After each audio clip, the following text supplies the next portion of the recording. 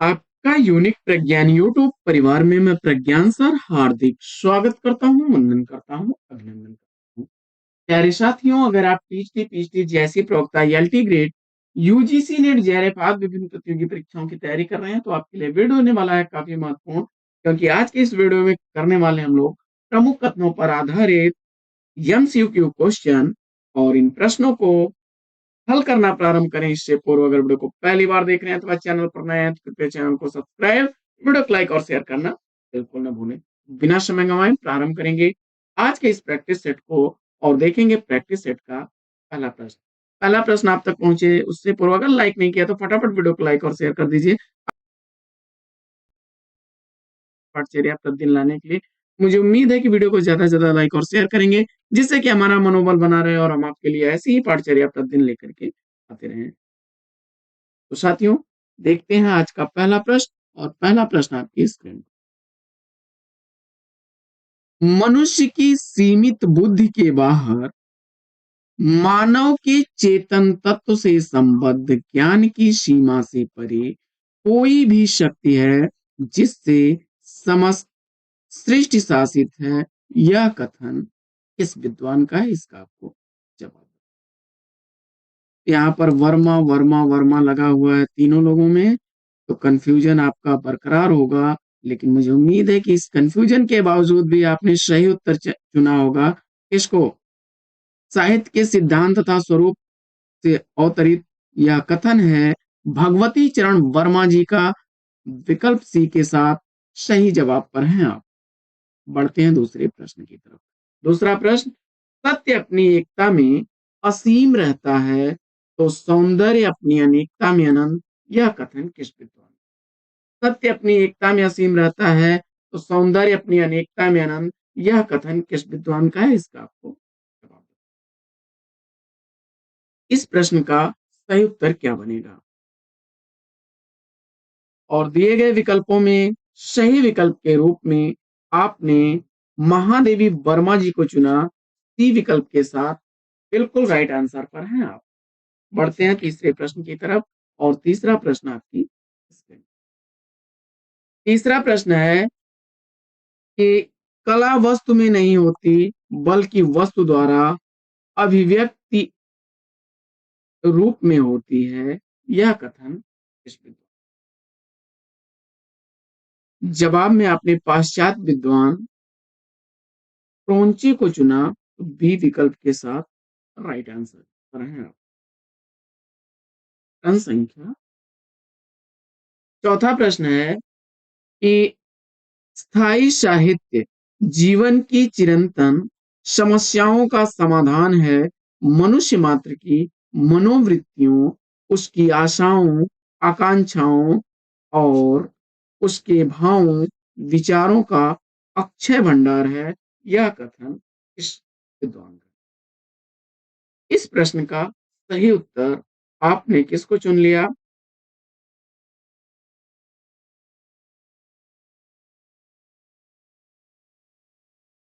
सही जवाब आपने चुना होगा विकल्प डी, इसमें से कोई नहीं, क्योंकि यह कथन किसका है? श्याम सुंदर दास जी का है। श्याम सुंदर दास जी का कथन है। अगला पांचवा प्रश्न है कि केशव को कवि हृदय नहीं मिला था, उनमें वह सहृदयता और भावुकता न थी जो एक कवि में होनी चाहिए, इस विद्वान का कथन।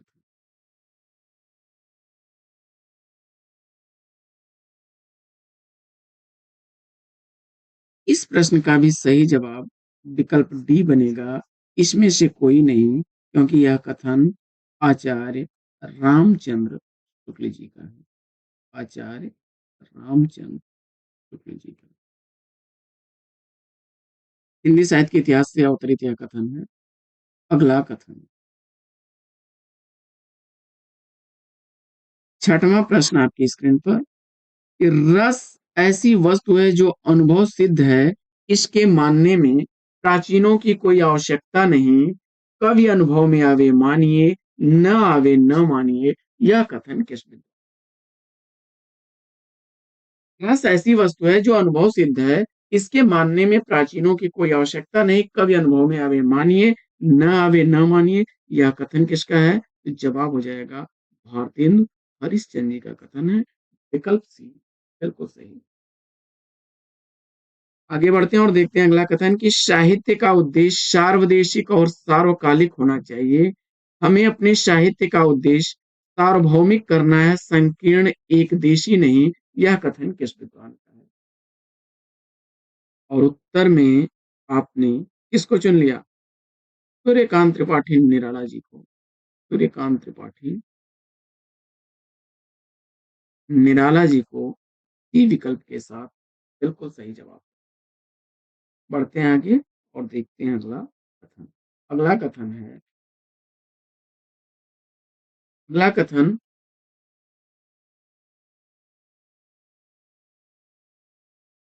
कर्ष दिखाने और वस्तुओं के रूप गुण क्रिया का अधिक तीव्र अनुभव कराने में कभी भी सहायक होने वाले उक्ति, कभी सहायक होने वाली जो उक्ति है वह अलंकार है। इसका दिए गए विकल्पों में आपने सही विकल्प के रूप में रस मीमांसा से अवतरित यह कथन, रस मीमांसा से अवतरित कथन आचार्य शुक्ल जी। अगला प्रश्न, अगला प्रश्न है, अगला लौकिक आनंद व चमत्कार की सृष्टि करे। काव्य वह है जो हृदय में अलौकिक आनंद व चमत्कार की सृष्टि करे। इसका कथन है। देखिए, दिए गए विकल्पों में सही विकल्प आपने साहित्यालोचन से अवतरित यह कथन, साहित्यालोचन से अवतरित कथन है और साहित्यालोचन किसकी रचना? श्याम सुंदर दास की। विकल्प बी के साथ बिल्कुल सही जवाब। आगे बढ़ते हैं, देखते हैं अगला प्रश्न है कि कबीर के निर्गुण पंथ का आधार भारतीय वेदांत और सूफियों का प्रेम तत्व है। कबीर के निर्गुण पंथ का आधार भारतीय वेदांत और सूफियों का प्रेम तत्व है। किसका कथन? और इस प्रश्न का जवाब सही आपने इसमें से किसको चुन लिया? विकल्प डी को राइट आंसर के साथ है, क्योंकि यह आचार्य रामचंद्र शुक्ल का कथन है। आचार्य रामचंद्र शुक्ल जी का कथन है। आगे बढ़ते हैं और देखते हैं अगला, अगला प्रश्न है कि यथार्थवाद में स्वभावतः दुख की प्रधानता और वेदना की अनुभूति आवश्यक है। यथार्थवाद में स्वभावतः दुख की प्रधानता और वेदना की अनुभूति आवश्यक है। यह कथन किस विद्वान का है? जवाब में आपने सेलेक्ट कर लिया किसको? जयशंकर प्रसाद को। विकल्प ए के साथ बिल्कुल सही जवाब पर। हाँ, अगला प्रश्न, अगला प्रश्न है,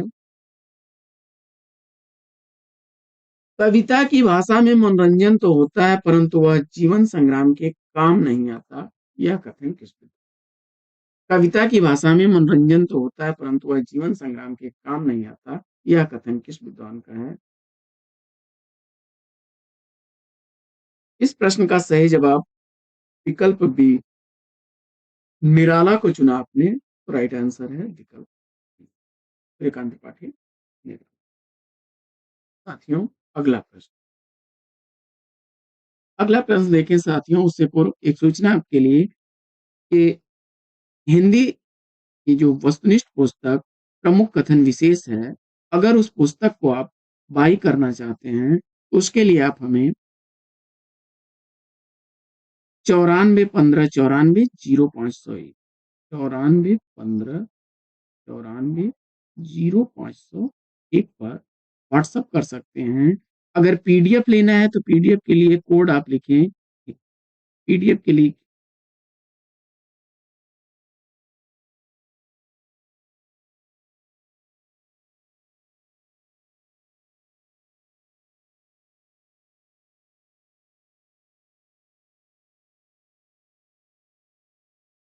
पीडीएफ के लिए आपको लिखना होगा पीडीएफ 99, पीडीएफ 99, और इसके लिए एक सहयोग धनराशि आपको 99 रुपए की देनी होगी। वहीं अगर प्रिंटेड बुक लेना चाहते हैं, इसके लिए आप लिखेंगे हिंदी 2024। साथियों, आप लोग कभी-कभी दोनों ही कोड सेंड करते हैं, तो ध्यान से अगर पीडीएफ लेना चाहते हैं तो पीडीएफ 99 लिखा करिए, और प्रिंटेड लेना है तो हिंदी 2024 लिखिए, और इसको भेज देना आपको 9415940501 पर, अथवा वीडियो के डिस्क्रिप्शन से लिंक का प्रयोग कर सकते हैं।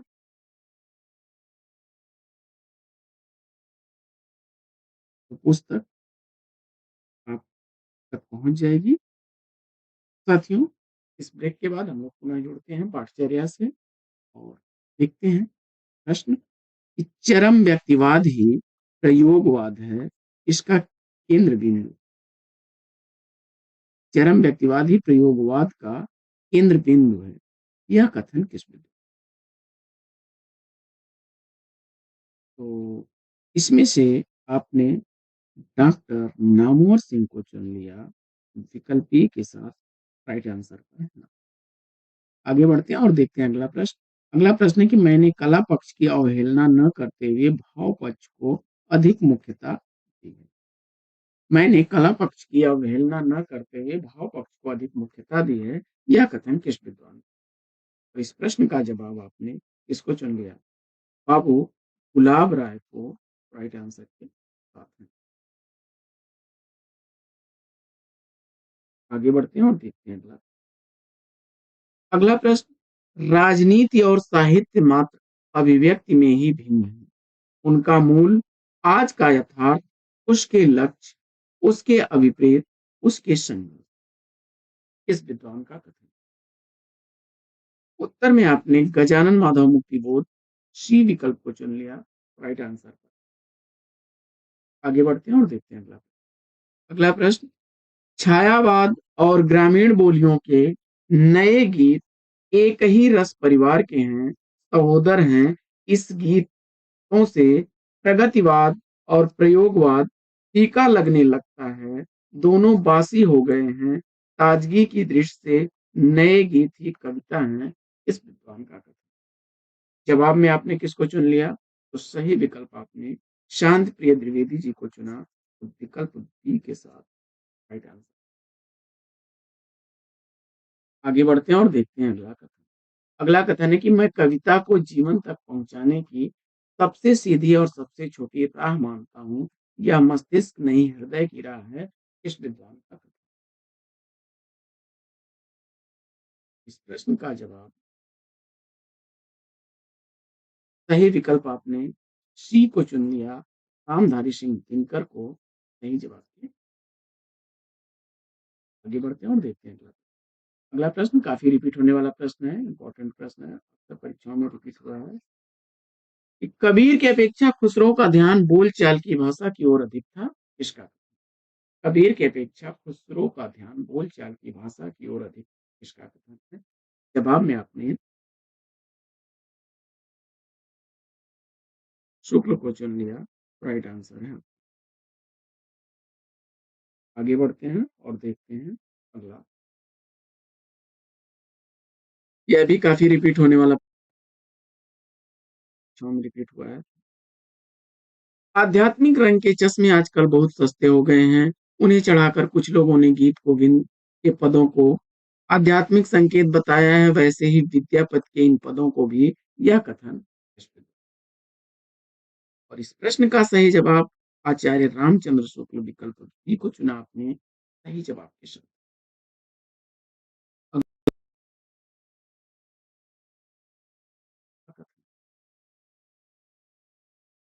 जैसी पहले कवि हैं सूफी बाद में, यह कथन है विजय देवनारायण शाही का, विकल्प बी राइट आंसर। बढ़ते हैं आगे और देखते हैं अगला। अगला प्रश्न, भाव अनुभूति या संवेदना की मनोदशा का नाम है। भाव अनुभूति या संवेदना की मनोदशा का नाम है, इसका कथन। पाश्चात्य विद्वान अरस्तु को चुन करके सही जवाब दिया है आपने विकल्प डी। अगला प्रश्न हम करते हैं। उस र, उसका रस अपने अंतःकरण में लेकर उसे ऐसा स्वरूप देते हैं कि उन शब्दों को सुनने में वह रस सुनने वाले के हृदय में जागृत हो जाता है। इस रसज्ञ रंजन से अवतरित महावीर प्रसाद द्विवेदी जी का है। विकल्प ए के साथ राइट आंसर पर है। आगे बढ़ते हैं और देखते हैं अगला प्रश्न है कि हृदय की अनुभूति साहित्य में रस और भाव कहलाती है। हृदय की अनुभूति साहित्य में रस और भाव कहलाती है, इस विद्वान का कथन है। चिंतामणि भाग 2 से अवतरित यह कथन इसका है आचार्य रामचंद्र शुक्ल जी का। विकल्प बी सही जवाब है। अगला प्रश्न है कि यथार्थवाद हमारी दुर्बलताओं, विषमताओं तथा क्रूरताओं का नग्न चित्रण है, इसका कथन है। मुंशी प्रेमचंद्र को चुना आपने सी विकल्प के साथ राइट आंसर पर है। अगला प्रश्न काफी रिपीट होने वाला इंपॉर्टेंट प्रश्न है यह भी कि आदर्शवाद जहां आकाश है, उच्चता है, वहीं यथार्थवाद का विषय पथरीली धरती है, लघुता है, इस विद्वान का कथन। जवाब में आपने सेलेक्ट कर लिया किसको? जयशंकर प्रसाद को। जयशंकर प्रसाद को सही जवाब के विकल्प एक। अगला प्रश्न है कवि जहां जैसा भाव अभिव्यक्त करता है वहां हमारा हृदय भी वैसा ही हो जाता है। कवि की अनुभूति ही हमारी अनुभूति हो जाती है। हमारा साधारणीकरण कवि की अनुभूति के साथ हो जाता है, इस विद्वान। जवाब में आपने काव्य दर्पण के अवतरित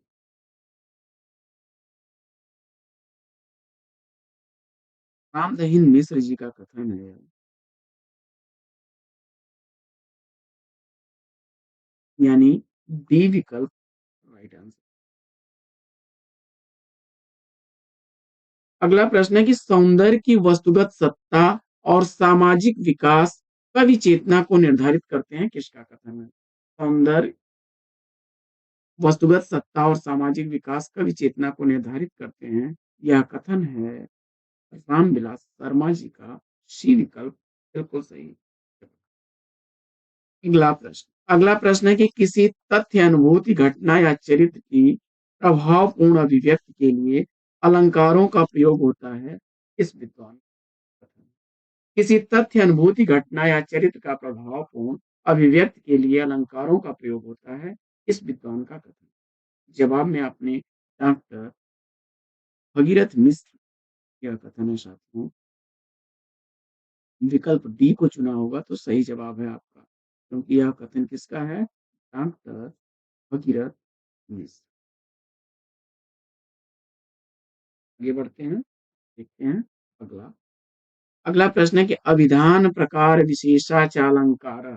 अभिधान प्रकार विशेषाचालंकार किसका कथन है? जवाब में आप रुद्रट को चुना। राइट आंसर है काव्यालंकार से अवतरित यह कथन है रुद्रट का। विकल्प सी बिल्कुल सही। अगला प्रश्न है जब मनोभाव शब्दों का रूप धारण कर लेता है तब वही कविता कहलाने लगती है, चाहे वह पद्यात्मक हो या गद्यात्मक। जब मनोभाव शब्दों का रूप ग्रहण कर लेता है तब वही कविता कहलाने लगती है, चाहे वह पद्यात्मक हो या गद्यात्मक। यह कथन किसका है? सी विकल्प के साथ आप गए महावीर प्रसाद द्विवेदी जी। Right answer. आगे बढ़ते हैं और देखते हैं अगला कथन है काव्य तो प्रकृति मानव अनुभूतियों का नैसर्गिक कल्पना के सहारे ऐसा सौंदर्यमय चित्रण है जो अनुरूप मनुष्य मात्र में स्वभावतः अनुरूप भावोच्छ्वास और सौंदर्य संवेदन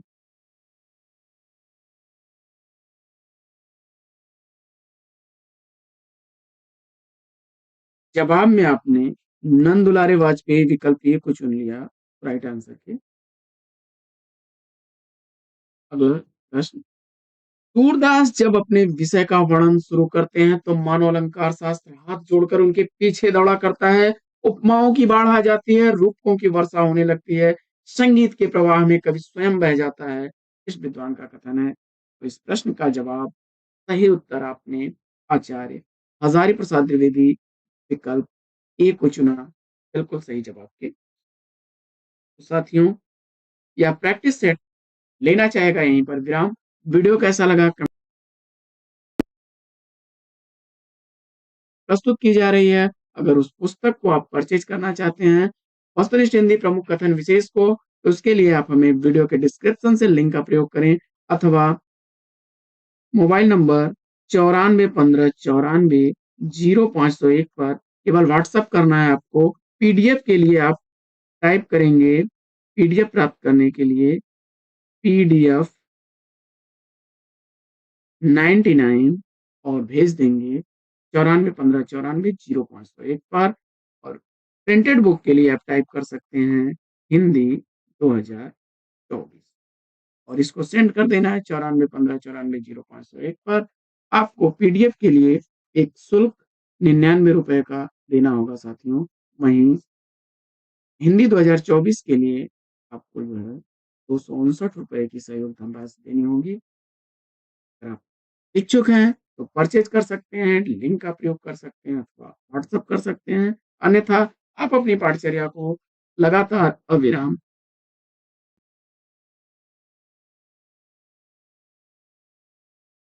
एक नए प्रकरण, एक नए टॉपिक, एक नए अंदाज में, तब तक के लिए लेंगे आपसे विदा।